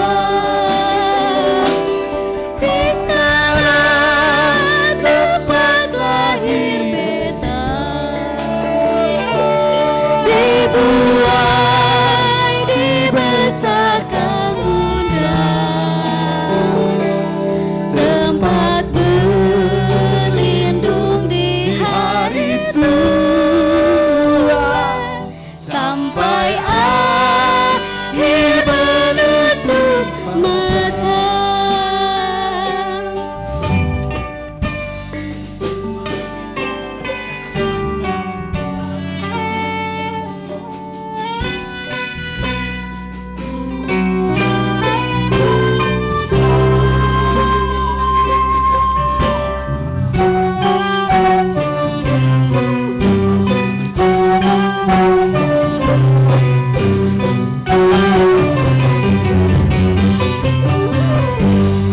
Mari bersama-sama nyanyi, Pak.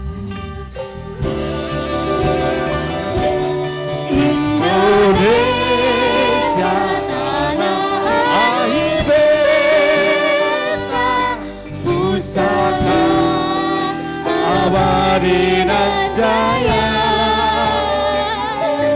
Indonesia sejak dulu kala, tetapi puja-puja bangsa. Di sana tempat lahir beta, dibuai dibesarkan bunda, tempat berlindung di hari tua, sampai akhir menutup mata. Sampai akhir menutup mata.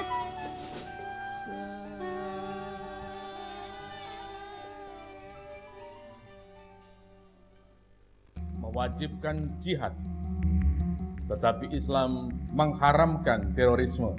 Terorisme harus menjadi musuh bangsa karena lebih jahat daripada maling ayam, maling sendal, maling pakaian, dan maling motor. Karena terorisme itu tidak manusiawi, tidak adil, karena yang menjadi korban itu siapa saja, dan tidak beradab. Terorisme sama seperti pengguna dan pengedar narkoba. Criminal is criminal. Terorisme harus dilawan sebagai perbuatan kriminal. Pandang mereka sebagai kriminal, bukan sebagai pejuang. Terorisme adalah kejahatan kemanusiaan. Data kehadiran orang-orang baru di lingkungan kita, jika ada hal yang mencurigakan, laporkan kepada pihak yang berwajib. Membunuh sesama manusia tak berdosa adalah tindakan kriminal. Sama juga dengan terorisme. Damailah Indonesiaku, bersama cegah terorisme.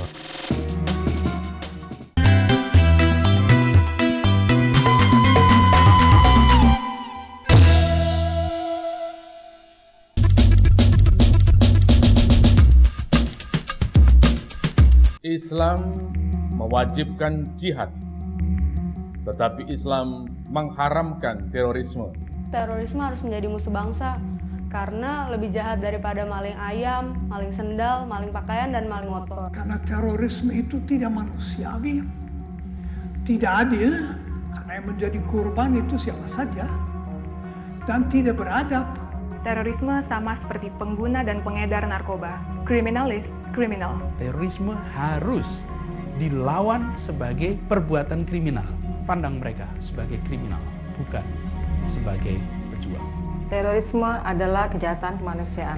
Data kehadiran orang-orang baru di lingkungan kita, jika ada hal yang mencurigakan, laporkan kepada pihak yang berwajib. Membunuh sesama manusia tak berdosa adalah tindakan kriminal. sama juga dengan terorisme. Damailah Indonesiaku, bersama cegah terorisme.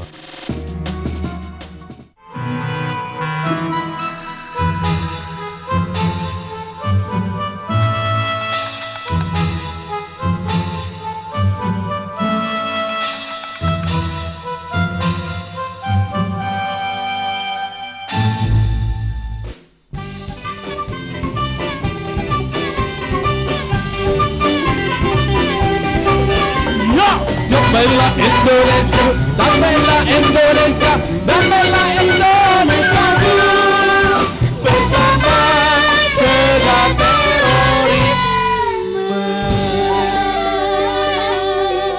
Baik, Anda masih menyaksikan dialog khusus dengan tema malam hari ini adalah Damailah Indonesiaku bersama cegah terorisme yang disiarkan langsung dari Studio 7 Bandung TV. Dan sekarang kita sudah masuk ke segmen interaktif bersama audiens yang ada di Studio 7. Sepertinya penasaran nih yang ada di sini ingin bertanya langsung kepada narasumber Kang Helmi. Baik. Kita aja yang ngomong.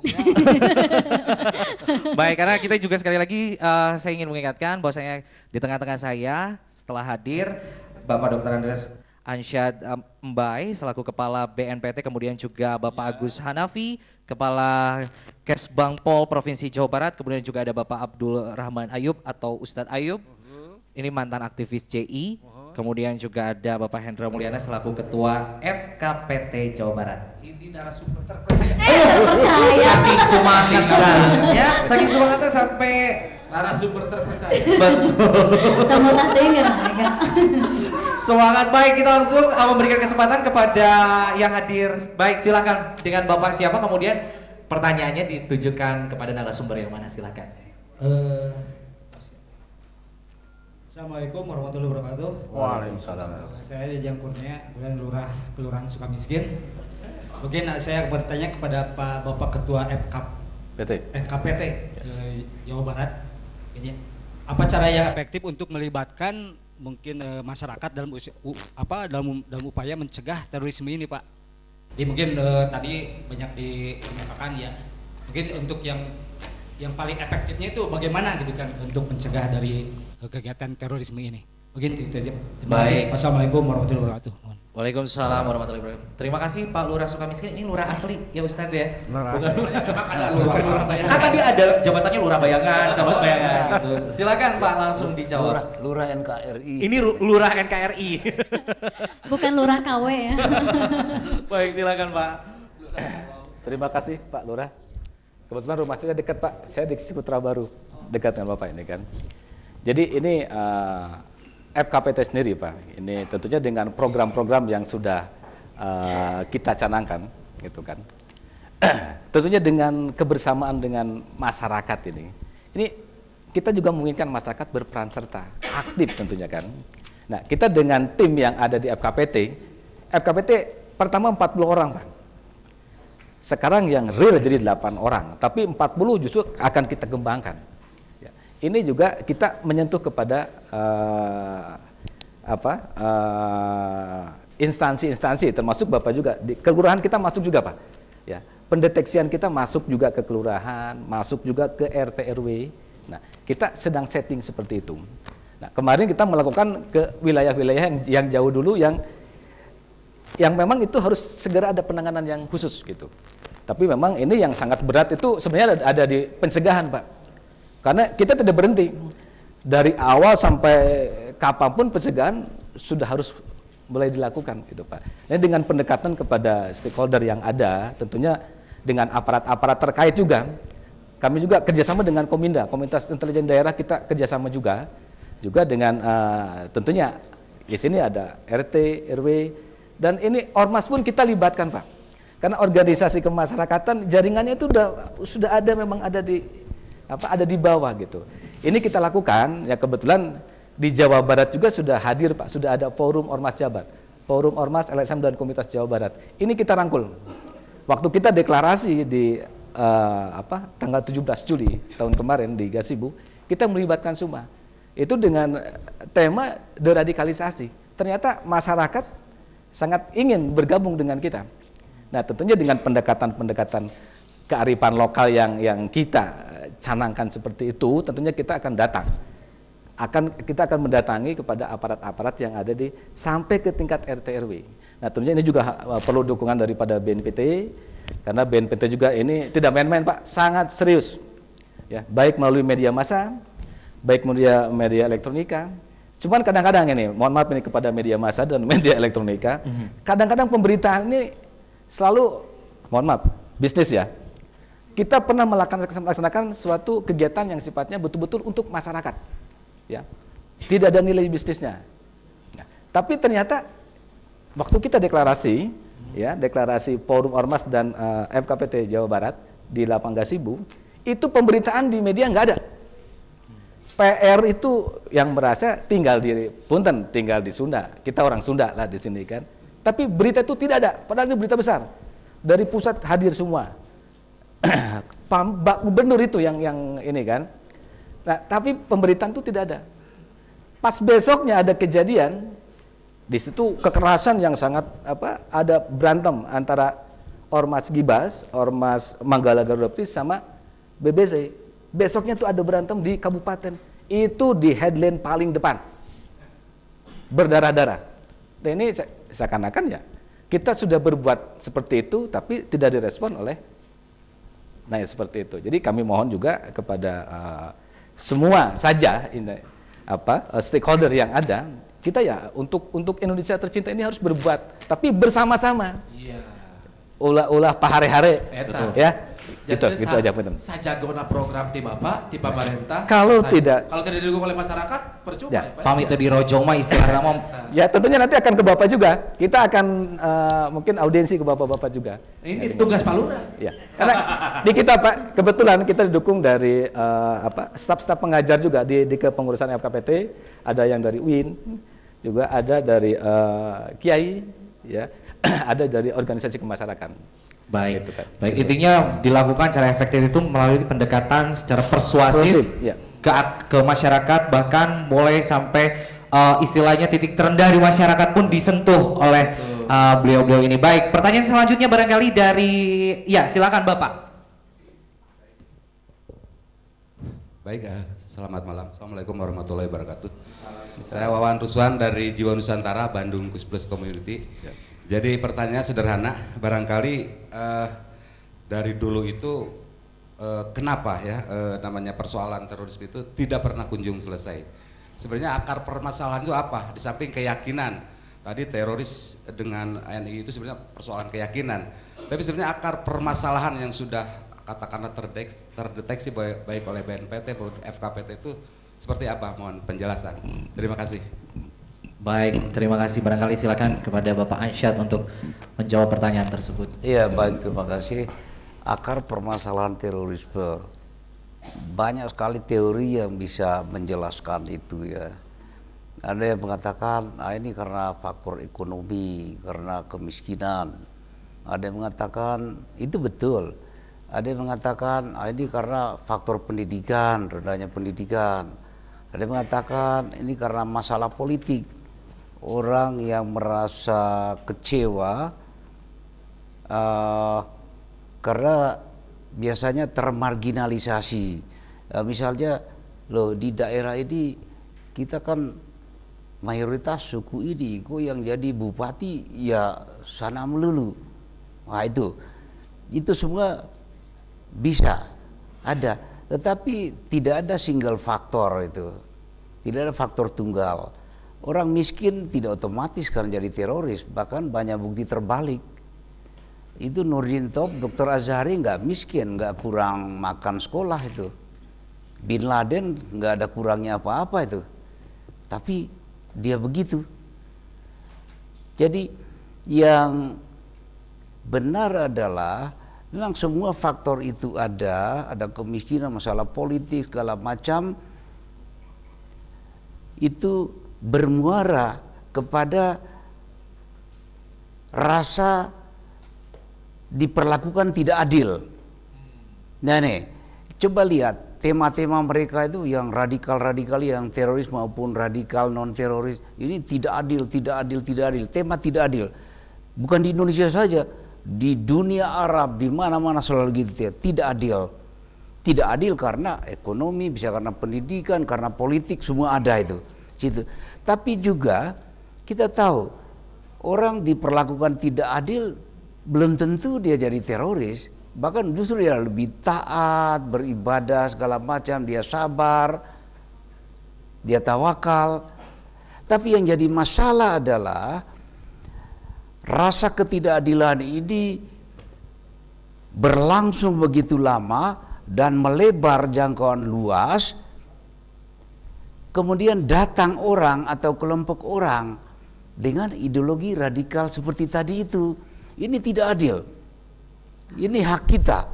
Ini agama kita juga menentang ini ketidakadilan. Ini ayatnya. Ini hadisnya. Just do it. Anda lakukan ini. Itu yang masalah. Kalau soal ekonomi, soal pendidikan, soal politik, itu urusan satu negara ini, Pak.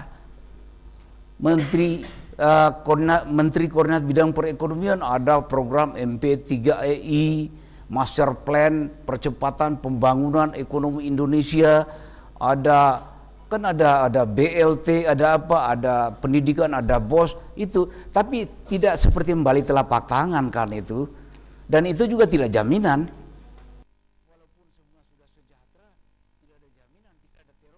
Karena orang kecewa, merasa tidak adil akan tetap ada. Itu sudah hukum alam.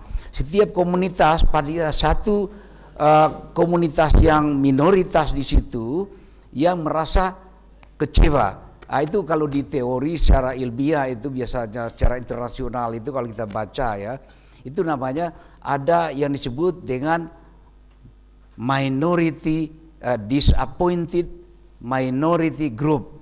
Jadi kelompok minoritas yang kecewa. Tapi kelompok minoritas ini tidak otomatis dia begitu. Kemudian ada yang namanya enabling group. Artinya kelompok yang memberdayakan ini. Kelompok ini logistik, diorganisir, ya dilatih, ya dibaiat seperti tadi itu. Nah, intinya di situ adalah menanamkan ideologi ini. Ideologi yang intinya tanamkan kebencian, tanamkan rasa permusuhan. Nah, itu tahapnya, itu begitu. Jadi tidak ada satu teori yang single tuntas menjelaskan ini. Tapi seluruh kemungkinan, seluruh faktor itu ada, berkumulasi, rasa tidak adil, tapi ada kelompok yang mendesain, mengorganisir, mendanai, melatih dengan menanamkan ideologi kebencian, dilegalisir dengan dalil-dalil agama. Itulah yang kita hadapi saat ini. Jadi kalau kapan kita menghentikan, harus dari atasnya ini. Saya sudah katakan tadi, yang pelaku jalan itu punya korban, Pak, sesat. Saudara kita, anak kita itu, yang tadi tersesat itu, tahu sudah pendiam, tahu-tahu sudah meledakkan bom. Ini yang paling bahaya, siapa ini yang membuat dia seperti itu? Ini yang katanya baiat, pokoknya kamu masuk surga, ini yang paling jahat. Nah, selama ini belum bisa kita tangani, selama itu akan terus terjadi. Oleh karena itu di beberapa negara sudah banyak orang-orang seperti ini di penjahat besar. Di kita kelihatannya belum sampai ke situ. Nah, ini bukan masalah di bawah, bukan masalah tingkat lurah, tingkat kecamatan, ini masalah di atas. Kita semua, bukan saja presiden, bukan pemerintah, ini masalah negara, masalah bangsa.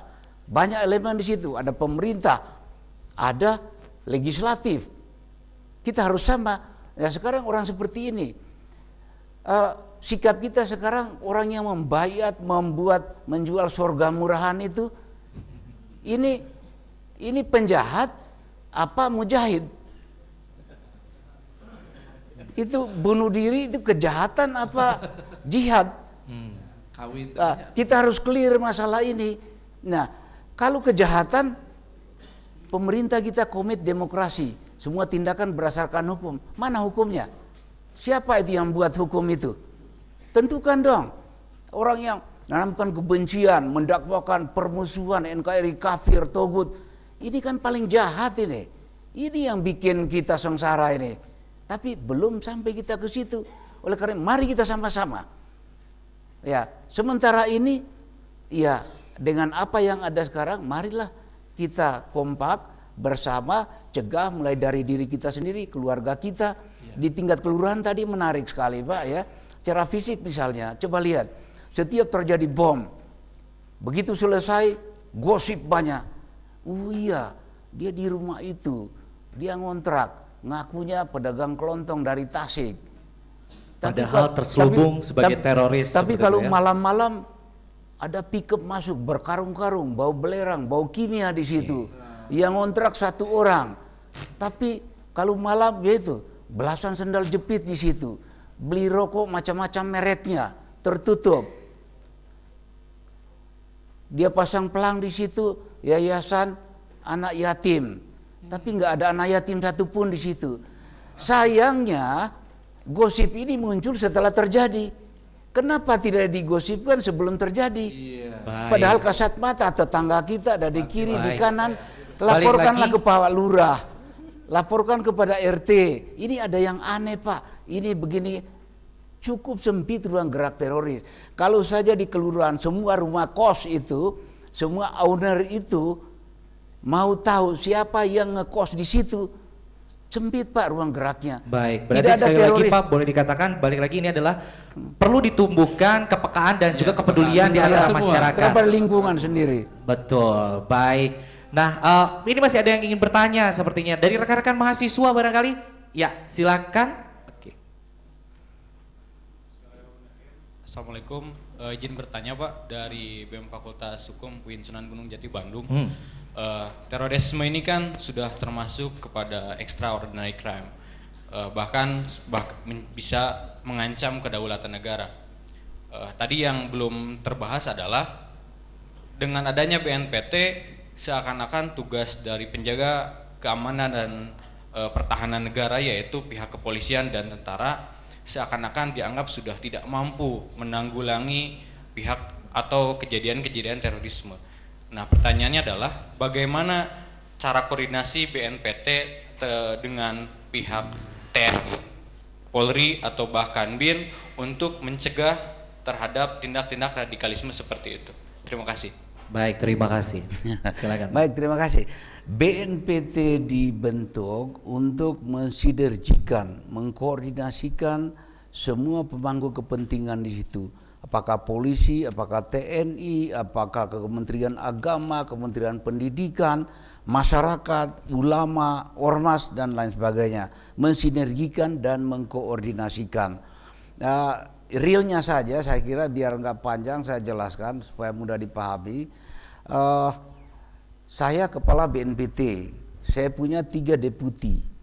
Deputi 1 itu seorang bintang 2 dari TNI, dari Kopassus, Pak Agus. Ini sebetulnya yang programnya dia ini, yang program ini, Pak Agus. Sayang dia ada urusan mendadak tadi harus ke Jakarta. Itu dari Barat Merah itu. Anggotanya Pak Agus ada, ini Pak Esa. Pak Esa ini bintang 1 dari polisi, mantan Densus. Kemudian ada satu lagi direktur pencegahan juga dari TNI.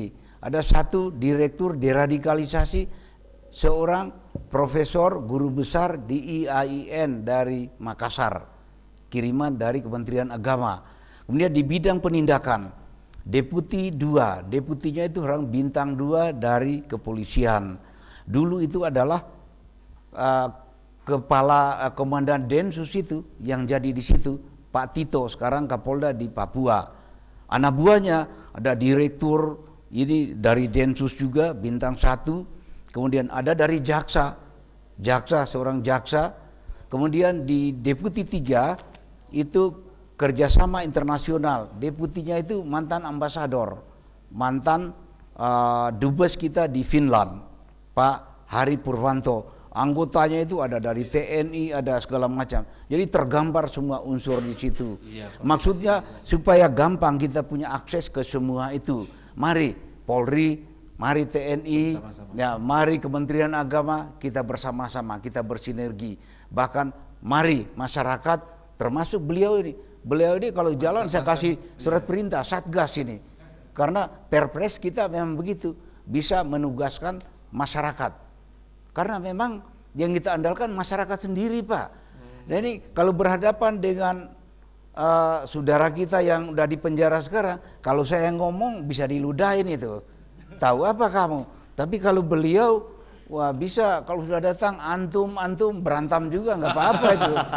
Baik. Karena sama Ivan. Nah itu Pak BNPT mahasiswa kita banyak di sana, banyak mahasiswa dari UI, dari mana itu dikirim, ada yang S1, S2 magang di situ. Itu kita manfaatkan semua. Kita ingin merangkum semua. Nah, saya kira kalau bukan Fakultas Hukum, Visipol mungkin ya. Baik, intinya berkoordinasi dengan semua pihak dan semua pihak juga sudah ada di BNPT. Baik, kami akan rehat sejenak sebelum nanti kami lanjutkan dengan sesi terakhir. Tetaplah bersama kami di Dialog Khusus. Damailah Indonesia, damailah Indonesia.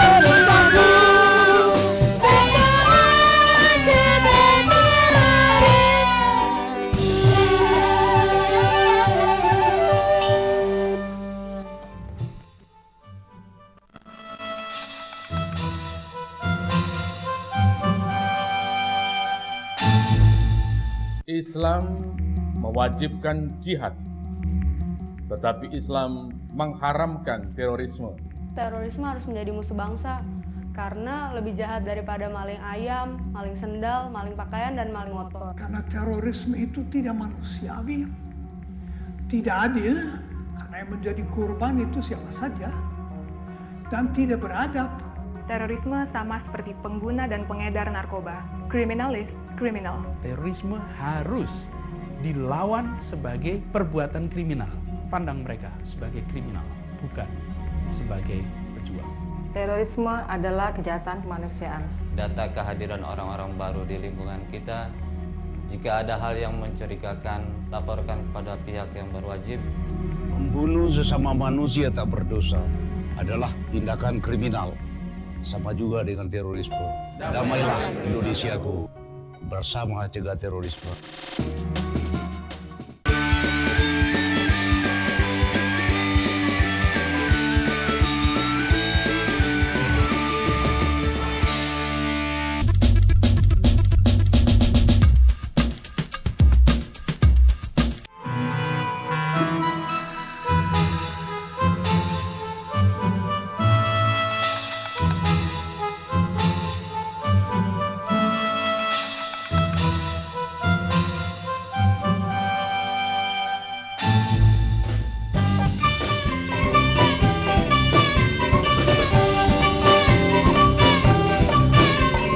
Damailah Indonesia, damailah Indonesia, damailah Indonesia.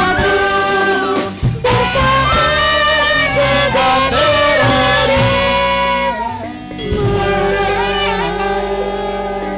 Baik, pemirsa, saat ini kita sudah berada di sesi terakhir Dialog Khusus malam hari ini, dan sebelum kita akhiri acara Dialog Khusus pada malam hari ini, kita ingin mendengarkan kesimpulan, barangkali singkat saja karena memang waktu sudah mepet sekali. Yang pertama saya ingin mendengar kesimpulan dari Bapak Agus sendiri, Pak, silakan. Ya, Singkat saja, Pak. Kesimpulannya bahwa kita seluruh komponen bangsa ini harus sepakat bahwa teroris itu adalah kejahatan yang luar biasa yang harus diatasi, harus diberantas, dan itu memerlukan sinergi dari seluruh masyarakat, pemerintah, dengan seluruh jajaran satuan yang bertugas untuk hal itu, Pak. Baik, terima kasih. Dari Pak Hendra, silakan. Ini FKPT mengajak ini kepada masyarakat, kepada stakeholder yang ada, dari RT, RW, lurah, camat, sampai ke atas. Mari kita bentak. Bentak, mari kita bentak. Udang gitu. Lihat kiri kanan, gitu kan. Tinggal nah, supaya betul-betul kita saling menjaga, saling peduli. Buat semua. Buat Indonesia kondusif, buat Jawa Barat kondusif. Tidak ada lagi terorisme di Jawa Barat. Ya, ya betul. Baik, dari Ustadz Ayub sebagai mantan aktivis JI, adakah kesimpulan ataupun juga pesan untuk para teman-teman yang istilahnya belum kembali ke jalan yang benar? Singkat saja Ustadz, silakan. Ya, saya himbau kepada teman-teman yang masih berprinsip seperti itu, kembalilah ya, kepada nilai-nilai Islam yang penuh rahmatan lil alamin, keselamatan, kebaikan, kebersamaan, Dan ya selamatkanlah diri kita masing-masing dan juga keluarga dan bangsa ini dari kehancuran dan keterpurukan. Ya. Baik, itu dari Ustadz Ayub. Dan terakhir dari Kepala BNPT, Bapak Ansyad, silakan. Ya, baik, terima kasih. Tadi kita sudah bahas, Pak, terorisme ini ancaman yang sangat serius, sangat berbahaya, jangan kita anggap enteng. Dia mengancam kehidupan berbangsa, kehidupan bernegara, mengancam kultur kita, sehingga ini menjadi tanggung jawab kita bersama. Kita jangan hanya menyerahkan tanggung jawab ini hanya kepada Polri saja. Kasihan Polrinya itu dihajar sana sini, mereka tidak tahu apa-apa. Sementara Polrinya ditanamkan budaya sipil, pelayanan, ramah. Tahu-tahu ini kawan kita yang satu ini dari belakang nembak segala macam. Itu bukan mengancam Polri saja, ini mengancam kehidupan masyarakat seluruhnya. Mari kita bangkit semua, Polri, TNI, Pemda, seluruh instansi-instansi tingkat pusat maupun daerah, semua tokoh agama, semua tokoh-tokoh ormas, seniman.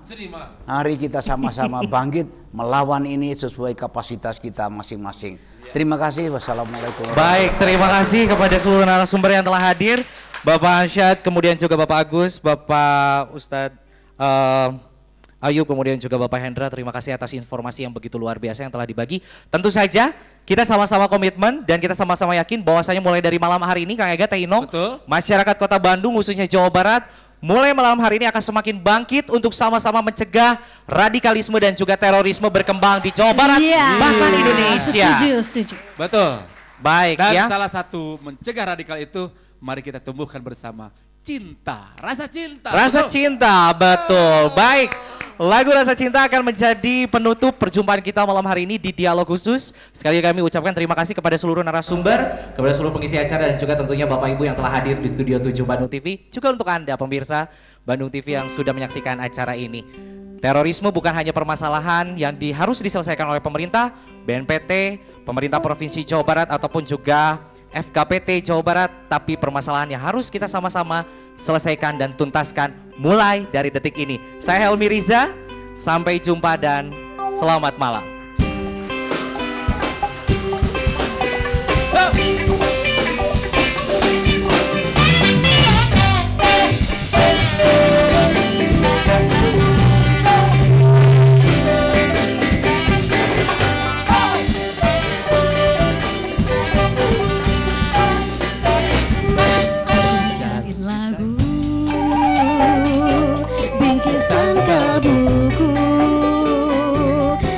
Insan dunia yang mengagungkan cinta,